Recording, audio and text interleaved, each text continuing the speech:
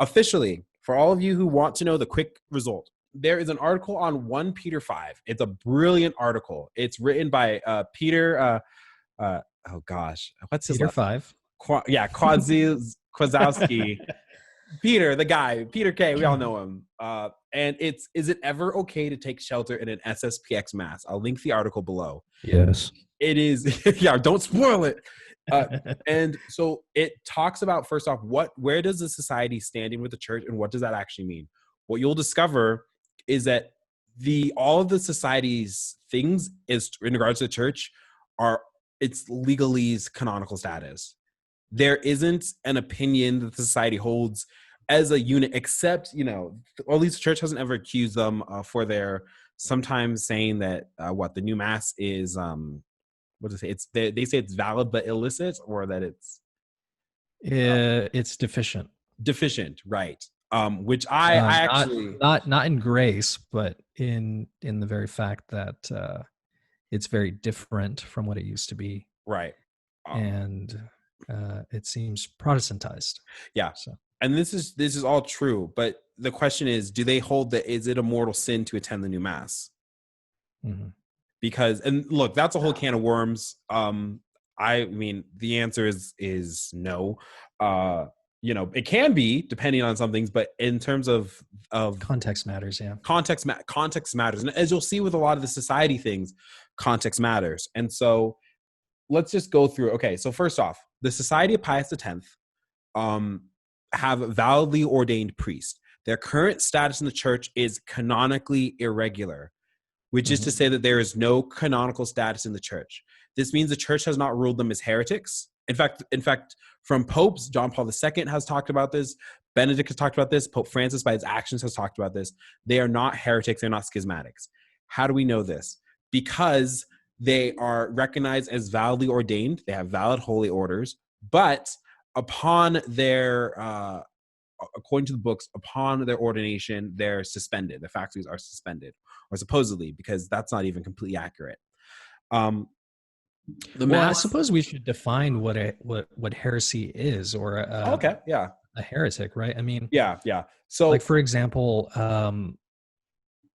did the society leave and decide that they wanted to create a new church alongside? The answer is no. Yeah, let's get back to Lefebvre's book. So your book it's called "I Accuse the Council," and I'm sure he talks about, because it seems like Lefebvre, as the Archbishop, through his dying days, was extremely clear of his desire to be faithful to Rome, and even to this day, the society recognizes Pope Francis as the valid pontiff. Correct? Mm-hmm. Yes, right. That's right. So they pray for him in the canon. Mm-hmm. Yeah, and they don't roll. God willing, they don't roll their eyes doing it. Well, you can't tell because they're facing. So they're like, yeah, Papa Francisco. Yeah, they just like.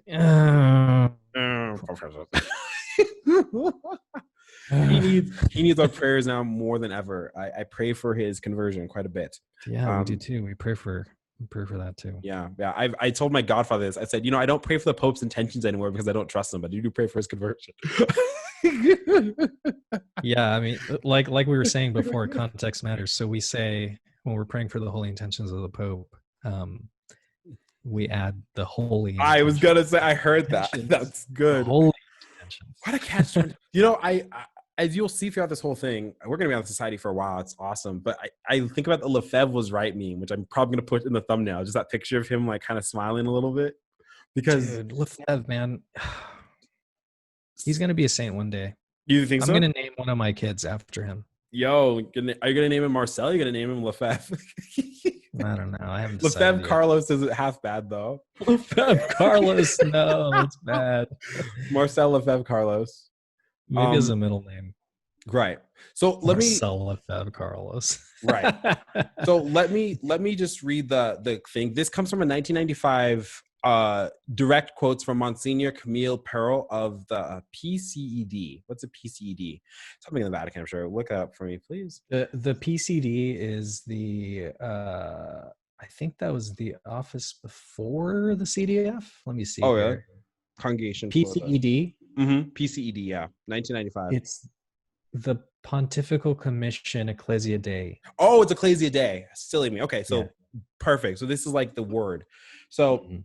again, they are validly ordained. However, they're suspended ad divinis, that is prohibited by the church from exercising their orders because of their illicit ordinations. The second point he made is the mass they celebrate are also valid, but it is considered, now this will now put a little caveat here for a second, because it says it is considered morally illicit for the faithful to participate in these masses unless they are physically or morally impeded from participation in a mass celebrated by a Catholic priest in good standing. This is according to Canon 844.2. The fact of not being able to assist at the celebration of the so-called Tridentine Mass is not considered sufficient motive for attending such Mass. Now, keep that phrase in mind too, because remember, this is in 1995, before the whole of Summorum Pontificum and Redemptionis, Benedict's Redemptionis, something else that Benedict wrote, because Benedict's such a Chad. And then this is an interesting one. The third point: while it is true that the participation in the Mass and the sacraments at the chapel of the Society of Pius X does not of itself constitute formal adherence to schism, such adherence can come about over a period of time as one slowly imbues a mentality which separates itself from the magisterium of the Supreme Pontiff, which was easier to say in 1995, I suppose, than now. But so we fast forward a little bit. Now, Rudy, what is it? So valid but illicit, right? That means that as it is the Mass, but it's not good or prescribed to attend the Mass, right? Would that be kind of an easy layman's speak for it? Yes, and I think the crux of that argument is because they don't have the canonical status. Yeah, right. So, and this is the thing people need to understand. Again, So a lot hinges on that.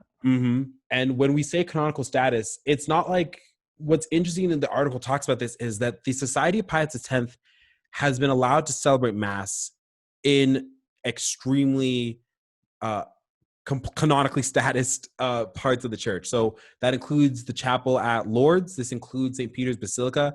This includes the in the March for Life, the Basilica in Washington, D.C.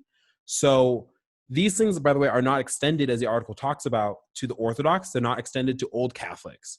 So so when I say that this is more of a canonical issue than a doctrinal issue, it's not a doctrinal issue. There's nothing that the society believes that a Roman Catholic would not have believed for the last 2,000 years if the church had defined. This is like the smoking gun. It's Archbishop Lefebvre was so firm on this. There are other groups that have broken away from the society because of that standing, actually. And so you have to be careful of that. And so they pressed him further in 2002, and they wanted him to answer on this first Cardinal. This is Cardinal Pearl again. In the strict sense, you may fulfill your Sunday obligation by attending a Mass celebrated by the Society of Pius X. Second question was, is it sinful for me to attend a Pius X Mass? And responded stating, we've already told you that we cannot recommend your attendance at such a Mass and have explained the reason why.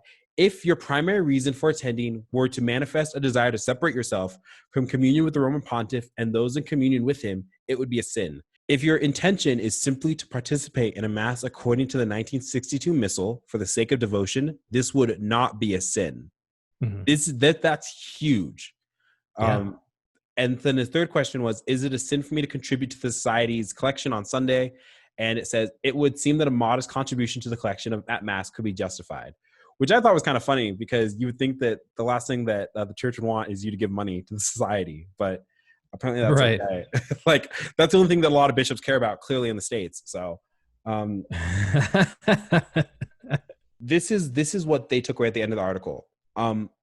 It is morally licit for the faithful to participate in an SSPX Mass if they are physically or morally impeded from participating in another Mass. Okay, that's given. That doesn't really help your traditional case if you just want to go, except here comes number two. An example of a moral impediment that could justify Catholics' attendance would be consistent and predictable liturgical abuses at local Masses in violation of the rights of the faithful as articulated in Redemptionis Sacramentum, which is from Benedict, or the persistent refusal to provide the Ursus Antiquior when it has been requested in accordance with Summorum Pontificum. So if you live in a diocese where your bishop, looking at you, Sticka, refuses to give you the Latin Mass, which is everywhere. Let's be honest. Yeah, let's be honest. Right. That's an it's an ultra vire. You like, again, it might sound American, but you have rights as a Catholic. We have obligations to the church, right? As Catholics, we have obligations to the church. You have to support your church financially. You have to attend mass. You have to do all these other kinds of things. But they have obligations to you too. They can't just play ping pong with your soul here. So this is a huge, especially now in lockdown, where there are places like the Archdiocese of Santa Fe that decided to shut its doors again. What is a Catholic to do? If you are in Santa Fe, if you're in that Archdiocese, and, you know, trust to God's providence, of course, but you know what? We need the sacraments, and there are priests who are offering the sacraments right now. It is morally illicit for you to attend a Society of Pius X chapel.